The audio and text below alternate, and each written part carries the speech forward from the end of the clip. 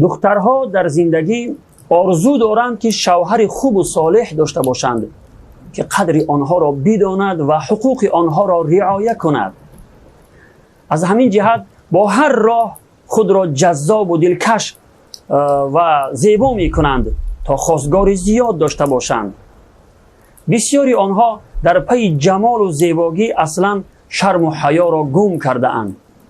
فراموش کرده اند که از جمال و زیبایی زن دیده شرم و حیای او جذابتر و دلکشتر است.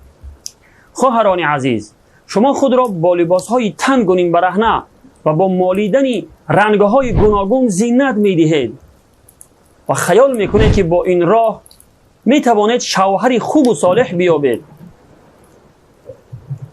شوهر خوب و صالحی که در زندگی قدر شما را بداند و حقوق شما را زیر پا نکند. ولی این خیال خام و اشتباه خیلی بزرگ است. با چنین سر و لباس به بیرون برآمدن و در کوچه و بازارها و در شبکه‌های اجتماعی خود را جلوه دادن فقط شیطان و همان مردان بوالهوس چشمچران و فاسق را خوشنود می کند که آنها فقط به خاطر یک ساعت همخوابگی به شما می نگرند و شما را تعریف کرده کامپلیمنت می کنند.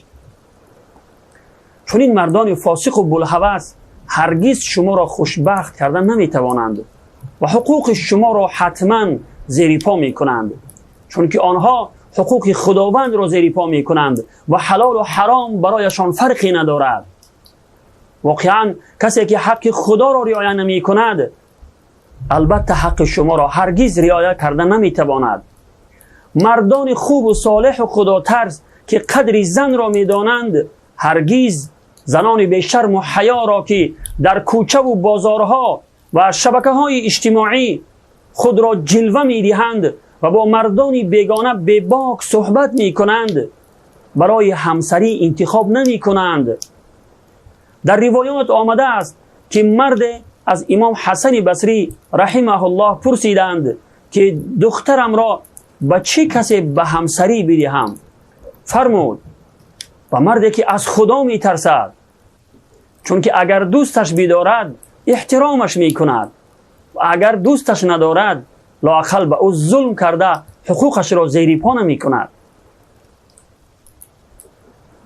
خواهران عزیز، خوب اندیشه کنید که چگونه چنین مردان خدا ترس و قدردان و با غیرت را خواستگار خود بسازیم.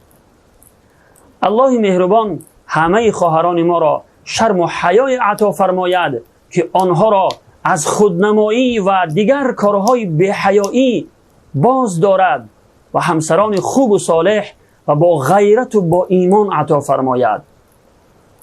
آمین یا رب العالمین. والسلام علیکم و رحمت الله و برکاته.